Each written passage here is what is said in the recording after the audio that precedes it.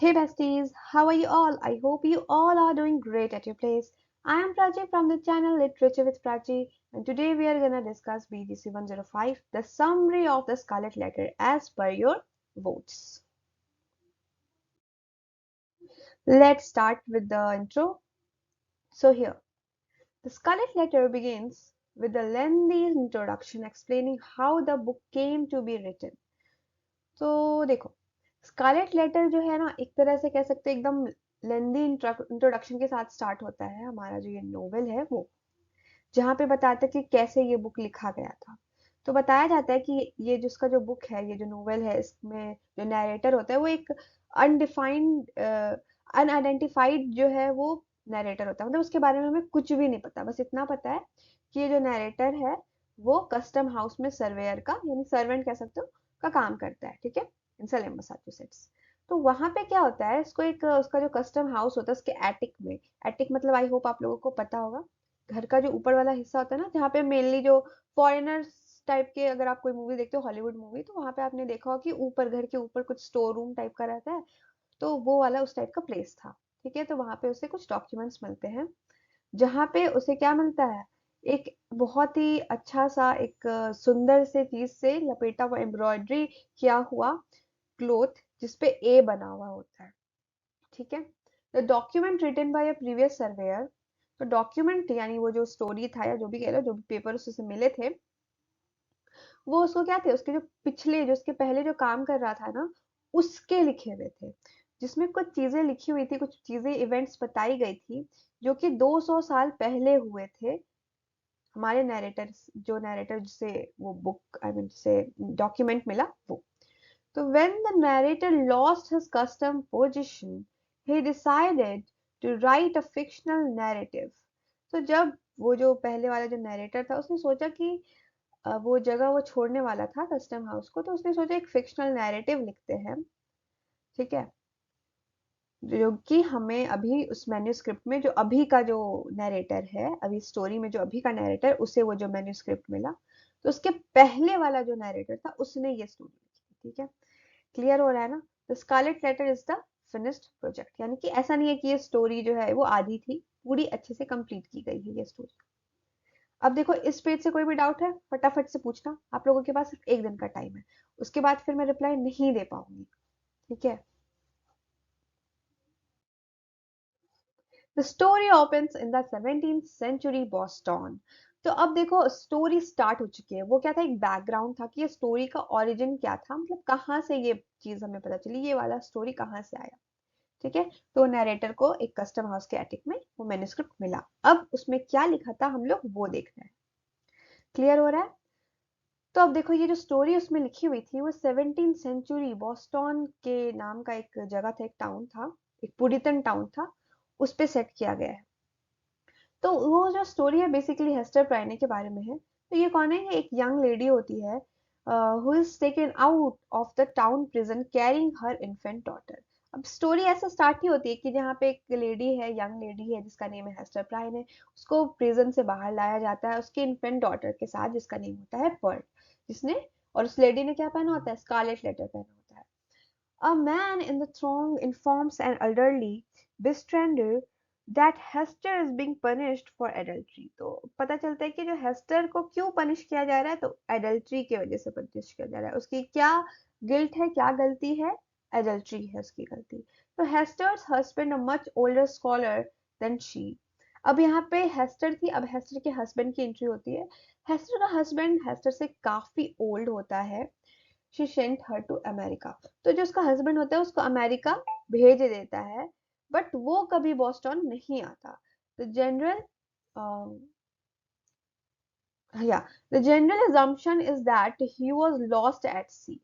तो देखो, ये कह सकते हो कि वो उसे भेज तो दिया, बाद में सोचा वो पीछे से आ जाएगा, बट वो खो जाता है सी में। Hester appears to have had an affair while waiting for her husband and has given birth to a child। तो हेस्टर यहाँ पे उसको अफेयर हो जाता है, मीनवाइल जब तक वो जो उसका हस्बैंड है चिलिंगवर्थ, वो खो गया है सी में, तो काफी टाइम हो जाता है। तो हेस्टर का यहाँ पे दूसरा ही स्टोरी स्टार्ट हो जाता है, उसका अफेयर स्टार्ट हो जाता है। ठीक है, और उससे, उस अफेयर से उसे एक गर्ल मिलती है, एक डॉटर मिलती है जिसका नेम होता है Pearl. She refuses to confess her lover's identity. अब देखो उसको वहां पे खड़ा किया गया है, प्रिजन से बाहर लाया गया है। अब उससे पूछ रहा है बताओ तुम्हारे साथ इस अफेयर में कौन था, किसके साथ तुम्हारा अफेयर चल रहा था, तुम्हारा लवर कौन है। बट वो ये रिवेल नहीं करती है। And the scarlet letter, coupled with public shame, is her penalty for her wickedness and secret। तो उसको एक तरह से वो ए साइन जो है ना, ए का मतलब एडल्ट्री, उसको वो पहना दिया जाता है। On this day, Hester is dragged to the town scaffold and harassed by the town fathers, but she continues to refuse to identify her child's father। उसको बहुत परेशान किया जाता है, हराश किया जाता है, लेकिन फिर भी वो उस बच्चे का यानी कि पर्ल के फादर का नाम नहीं बताती। आगे बढ़ते हैं, यहाँ पे क्या है। The elderly Westrander is Hester's lost husband, who is now practicing medicine under the name Roger Chillingworth। ये तो क्लियर हो गया होगा कि इसका जो हस्बैंड है वो मेडिसिन की प्रैक्टिस कर रहा होता है, उसका नेम चिलिंगवर्थ है। ठीक है। He settles in Boston seeking vengeance sorry, he exposes his true identity only to Hester। तो ये जो है अपना ट्रू आइडेंटिटी सिर्फ हेस्टर को बताता है, to whom he has vowed confidentiality। A few years pass, कुछ साल बीत जाते हैं। Hester supports herself by working as a seamstress while Pearl develops into a stubborn mischievous child। अब Pearl थोड़ी बड़ी हो चुकी है, वो इन्फेंट नहीं रही, वो थोड़ी सी जिद्दी और यूं जैसे बच्चे होते हैं ना, चंचल बदमाश टाइप के, उस टाइप की बच्ची बन गई। They are shunned by the community and live in a modest cottage on the outskirt of Boston। मतलब उसको टाउन में रहने नहीं दिया गया, उसको एक तरह से कह सकते हो ना कि एक बॉस्टन के बाहर वाले जगह पे वो रहती थी, कॉटेज में। Community officials seek to separate Pearl and Hester, but with the intervention of Arthur Damsdale, a young and eloquent priest, the mother and daughter are able to remain together। अब देखो जो कम्युनिटी थी ना, basically उन लोगों ने क्या किया, उन लोगों ने पर्ल और हेस्टर को सेपरेट कर दिया। ठीक है। लेकिन आर्थर मिलर जो है मतलब करने वाले थे ऐसा, उन्होंने सोचा था कि वो लोग हेस्टर और पर्ल को अलग अलग कर देंगे, उसकी डॉटर हेस्टर से उसकी डॉटर को अलग कर देंगे। बट आर्थर डेम्स्टल बीच में इंटरवेंट करते हैं और वो जो है इस चीज को होने से रोक देते हैं, मदर और डॉटर अलग नहीं होती। आर्थर डेम्स्टल कौन है, तो he is a young and eloquent priest. Clear हो रहा है। देखो हम लोगों ने इस ब्लॉक को पूरा पढ़ लिया, तो कैरेक्टर्स तो आपका क्लियर होगा ये मुझे पता है। जहां तक समरी की बात है वो हम लोग अभी डिस्कस कर रहे हैं, तो आपको और भी अच्छे से ये ब्लॉक क्लियर हो जाएगा। Timestel on the other hand looks to be wasting away and suffering from strange cardiac problems। अब देखो जो टाइमस्टेल है उसको कार्डियक, कार्डियक मतलब क्या, उसको दिल की बीमारी है। ठीक है। which appears to be the result of psychological strain। मतलब वो मतलब कह सकते हो थोड़ा सा स्ट्रेस टाइप के चीजों में था वो। In order to give his patient round the clock care, Chillingworth becomes attached to the sick minister। अब वो कौन है, टाइमस्टेल से जो है वो अटैच हो जाता है और उसको अपना पेशेंट बना लेता है, and finally moves in with him। Chillingworth starts testing Dimesdale to see what he can discover, since he believes that might be a link between Hester's secret and Minister's suffering। अब यहाँ चिलिंगवॉर्थ को एक doubt रहता है कि कहीं डैम्सडेल और हेस्टर का अफेयर तो नहीं चल रहा था। अब देखो मैं एग्जैक्टली हिंदी तो नहीं बताऊंगी इसका, मैं आपको बस वो बता रही हूँ कि किस तरह से ये स्टोरी आगे बढ़ रही है। ठीक है। मैंने इसे लिखा ही इसलिए कि आप लोग इसको नोट्स की तरह पढ़ो, मैं आप लोगों का जो डाउट्स है वो क्लियर करूंगी इसको बताते हुए। ठीक है। Okay, fine। Chillingworth is convinced that his suspicions are true when he finds a mark on the minister's breast one afternoon when he is sleeping। अब देखो पहले तो सस्पिशियस हो रहा था कि कहीं डाइमस्टल और हेस्टर का अफेयर तो नहीं है, और फिर ये कन्विंस हो जाता है, मतलब इसको पक्का पता चल जाता है, ये सच पता चल जाता है कि हाँ हेस्टर और डाइमस्टल का अफेयर है।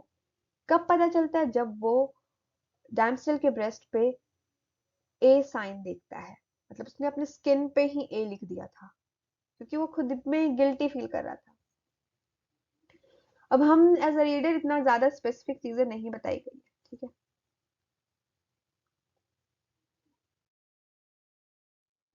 Dimesdale creates new forms of punishment for himself as his psychological suffering worsens. अब देखो खुद को पनिशमेंट क्यों दे रहा है, क्योंकि देखो उसका हेस्टर के साथ अफेयर था और वो एक क्लर्जी मैन है, तो उसको एक तरह से गिल्टी फील हो रहा है कि उसने गलत काम कर दिया, तो वो खुद को ही पनिश कर रहा है। वो छुपा भी रहा है, ना ही हेस्टर ने बताया कि वो पर्ल का फादर है, ना ही वो खुद उसमें इतनी हिम्मत है कि वो जाके बोले कि हाँ मैं पर्ल का फादर हूँ और मेरा अफेयर हेस्टर के साथ चल रहा है। तो लेकिन उसको पता है उसने गलत किया, तो वो खुद को ही पनिश किया जा रहा है और वो साइकोलॉजिकल सफरिंग जो है उसका और भी ज्यादा बुरा हाल होते जा रहा है। मतलब सफरिंग जो सफर कर रहा है वो और भी ज्यादा सफर करने लगता है इस वजह से। Meanwhile, Hester has been spared the disdain of the community because of her strict action and quiet humility. ठीक है, धीरे धीरे हेस्टर जो है धीरे धीरे उसको कम्युनिटी एक तरह से, नहीं होता है कि पहले कम्युनिटी बहुत बुरी तरह से देखती थी उसको, ट्रीट करती थी, धीरे धीरे ये चीज ठीक होने लगा। When Pearl was around 7 years old, अब देखो वो जो पहला सीन दिखाया गया था उस चीज को अब 7 साल हो चुके हैं, तो पर्ल कितनी ईयर्स की हो चुकी है, she is 7 now. She and her mother were on their way home one evening after visiting a deathbed when they came across Dimesdale on the town scaffold, attempting to atone for his transgressions. The three link hands with Hester and Pearl joining him. The following day, a meteor leaves a drab red A in the night sky after Dimesdale declines Pearl's plea that he officially recognizes her. Hester decides to step in when she notices that the minister's condition is getting worse. She approaches Chillingworth and requests that she is contributing to Dimesdale's self-struggle. Chillingworth declines. देखो, तो basically होता क्या है, एक night पे जो Perl जो कि मतलब अभी जो 7 इयर्स की हो चुकी है, हम लोग तभी डिस्कस कर चुके थे, और हेस्टर वो लोग घर जा रहे थे after visiting a dying man. तो वो रास्ते में डाइम्सडेल को देखते हैं, किसे देखते हैं, डाइम्सडेल को देखते हैं, जो कि स्कैफोल्ड पे खड़ा होता है और खुद का जो सिन है यानी कि वो अडल्ट्री वाला चीज उसे क्वाइटली वो कन्फेस करने का ट्राई करता है। तो हेस्टर और पर्ल भी जाते हैं और उसे ज्वाइन करते हैं। उसी टाइम पे एक मीचियोर जो है वो मतलब आता है, लाइट अप करता है स्काई में, एक ए रेड ए बना देता है, मतलब उस टाइप का शेप बना देता है ए जैसा।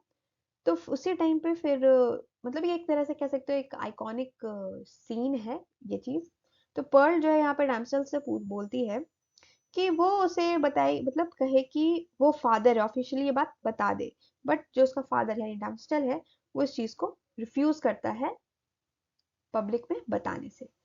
उसके बाद हेस्टर क्या डिसाइड करती है कि वो जो है वो मतलब जाएगी उसके पास, डैम्सडल के पास। तो वो देखती है कि मिनिस्टर यानी कि जो डैम्सडल है उसका हालत बहुत खराब होते जा रहा है दिन ब दिन। तो वो चिलिंगवॉर्ड से रिक्वेस्ट करती है कि उसको ठीक कर दो, बट चिलिंगवॉर्ड जो है वो बोलता है नहीं ऐसा कुछ नहीं होगा। तो एक तरह से जो गिल्ट है, अगर डैम्सडल का ठीक रहता तो फिर ऐसा कुछ प्रॉब्लम नहीं होता, लास्ट में डैम्सडल की डेथ हो जाती है। तो अगर ये चीज जो है उसका गिल्टी वाला ठीक हो जाता, अगर चिलिंगवर्थ उसको सही मेडिसिन देता, उसको थोड़ा एक सपोर्ट देता, तो शायद डैम्सडल जो है इस स्टोरी में जिंदा रहता। बट द थिंग इज चिलिंगवर्थ यहाँ पे एंटागोनिस्ट है, तो ये ऐसा तो पॉसिबल है ही नहीं।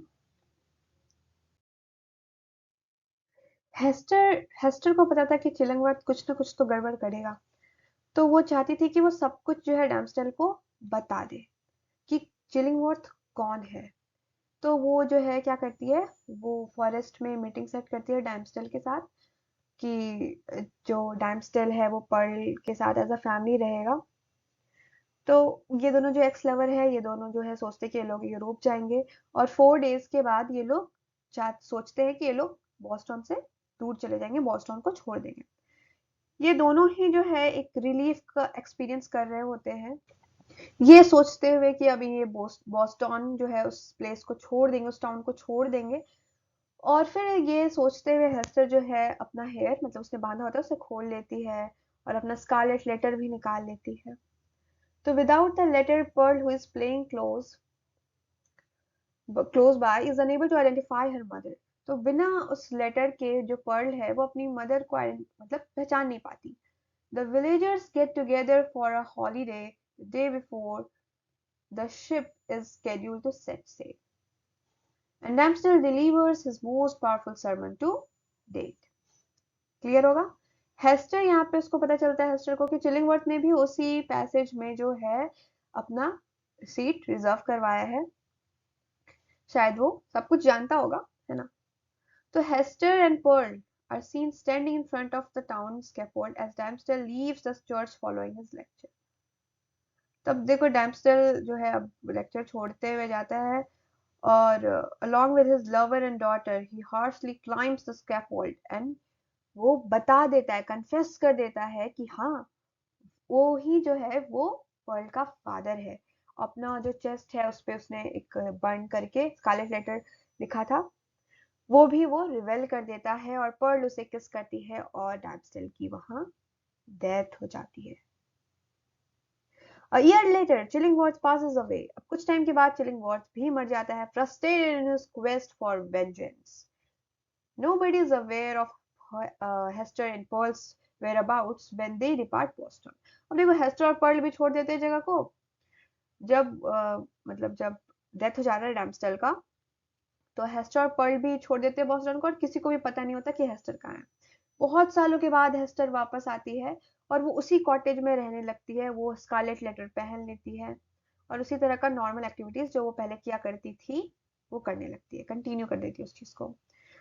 पर्ल की बात करें तो वो जो है कि यूरोपियन एरिस्टोक्रेट से उसकी शादी हो जाती है और वो अपना अलग लाइफ, फैमिली लाइफ जीने लगती है। ओकेजनली राइट्स टू हर, और ओकेजनली मतलब लेटर्स लिखती है हेस्टर को। हेस्टर का डेथ होने के बाद जो है उसको डैम्पस्टेल के बगल वाली जगह पे ही दफनाया जाता है और वो दोनों ही जो है अपने अपने ग्रेव में रहते हैं जिसपे ए बना हुआ होता है। क्लियर? आई होप ये क्लियर है। अब देखो ये वाला जो है आपका लास्ट वीडियो है, ये मैंने इसलिए बना दिया क्योंकि मैंने समरी के बारे में पूछा था कि ब्लॉक 2 जो द स्कारलेट लेटर है उस नोवेल की आपको समरी चाहिए या नहीं, तो आपने बोला था यस वी डू वांट, तो मैंने इस पे बना दिया आपका वीडियो।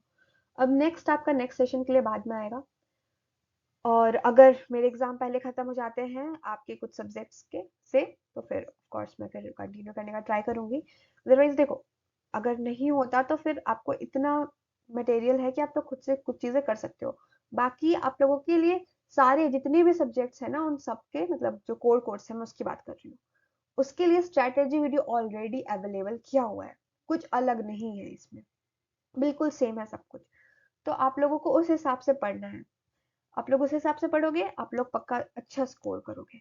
अब देखो मैंने ब्लॉक 2 बना दिया, एक दो लोग बोल रहे हैं कि ब्लॉक 3 और 4 भी करने के लिए, तो देखो मेनली क्या है ना कि मैंने जब स्ट्रेटेजी वीडियो बनाया था ना उसी टाइम पे मैंने कहा था कि ब्लॉक 2, 3 या 4, क्योंकि 1 ऑलरेडी हो चुका था डिस्कस, तो ब्लॉक 2, 3 या 4 किस पे वीडियो चाहिए, बहुत ज्यादा वोट ब्लॉक 2 को मिले थे इसलिए मैंने ब्लॉक 2 पे वीडियो ले आया, सेशन कर दिया। ब्लॉक 3 और 4 मैंने इंपॉर्टेंट बताया था स्ट्रेटेजी वीडियो में क्योंकि उसमें तीनों सेक्शन में क्वेश्चन आते हैं और ये चीज मैंने स्ट्रेटेजी वीडियो में भी बताया था, बट आई थिंक बहुत सारे लोगों ने इसे नहीं देखा शायद। तो अब देखो ब्लॉक 3 और 4 की अगर मैं बात कर देती हूँ करूँ अभी यहाँ पे, तो ब्लॉक 3 और 4 इंपॉर्टेंट है बट बहुत ज्यादा हार्ड नहीं है, ऐसा नहीं है कि एकदम लेंदी ब्लॉक्स है, ऐसा नहीं है। ब्लॉक 3 आपका जो है ब्लॉक 3 आई थिंक आपका शॉर्ट स्टोरी है और ब्लॉक 4 में पोएट्रीज वगैरह है, ये ऐसे ही आप लोग कर लो, पोएट्री और शॉर्ट स्टोरीज ही है दोनों ब्लॉक्स में। तो आप लोग शॉर्ट स्टोरीज में क्या स्कूल टाइम से पढ़ते आ रहे हो कि आप लोगों को जो आपका राइटर है उसका नेम जानना है, समरी है ये जाननी है, क्या कैरेक्टर्स है वो जानने हैं, कैरेक्टर स्केच कर ही लोगे, कुछ कुछ डिवाइसेस जो यूज हुए हैं वो देख लोगे, इग्नू बुक में जितना लिखा होता है ना उससे ज्यादा कुछ नहीं आता, तो आप लोग उसे देख लोगे उतना इनफ है। पोम्स की बात करें तो पोम्स में क्या करना है आपको, राइटर का नेम सेम, राइटर का नेम करोगे, क्या वर्क्स हैं उनके ये करोगे, जो आपका पोएट्री है उससे लाइन बाय लाइन एक बार पढ़ लेना, पहले तो समरी देख लेना फिर पोएट्री को लाइन बाय लाइन पढ़ोगे आपको समझ में आ जाएगा। अगर आप लाइन बाय लाइन एक्सप्लेनेशन देख रहे हो तो आप समरी खुद से भी बना सकते हो इफ यू कैन। तो यही सारी चीजें हैं और कुछ लिटरेरी डिवाइसेस वगैरह देख लेना, क्या रिदमिक पैटर्न है, अगर आपको याद नहीं हो रहा तो कोई बात नहीं उसको छोड़ देना, रिदम स्कीम मत देखना, खुद को कंफ्यूज मत करना, जितना हो सकता है उतना कर लेना। ब्लॉक 1, 2 तो आपका क्लियर है ना, ब्लॉक 3, 4 को अच्छे से मतलब इतना है कि शॉर्ट स्टोरी पढ़ लेना, पोएट्री पोएट्री तो बिल्कुल भी मत छोड़ना, क्योंकि उससे आरटीसी आते हैं, तो बिल्कुल भी मत छोड़ना उसे। पोएट्री तो ज़रूर से ज़रूर पढ़ना। बहुत हार्ड नहीं है आप लोगों का। जैसे मास्टर्स में क्या है ना कि 85 पोएम्स पढ़ने हैं आपको, लेकिन यहाँ पे क्या है, हर एक सब्जेक्ट में कुछ-कुछ पोएट्रीज़ दिए हुए हैं, कुछ-कुछ पढ़ना है आपको। एक ब्लॉक के एक यूनिट में 2 से 3 पोएट्री, उससे ज़्यादा नहीं है, ठीक है? तो कुछ ज़्यादा हार्ड नहीं है आप लोगों के लिए। अभी आप लोगों के पास टाइम भी काफ़ी है। अभी 12th को आप लोगों का एग्ज़ाम है ना? तो आप लोगों के पास अभी टाइम है। आप लोग ये 1-2 खत्म कर लो, उसके बाद 3-4 में ज़्यादा टाइम नहीं लगने वाला है।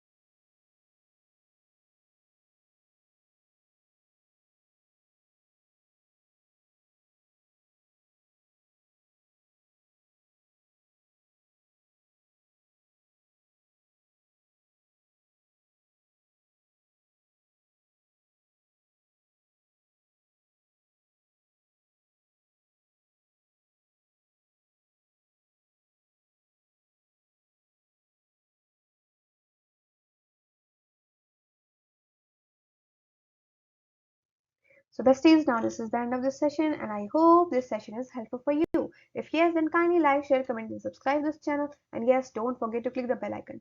Furthermore, you can join my Telegram channel. There you will keep updated with the notices of IGNOU. Now we will meet in our next session. Until then, take care, goodbye and keep learning.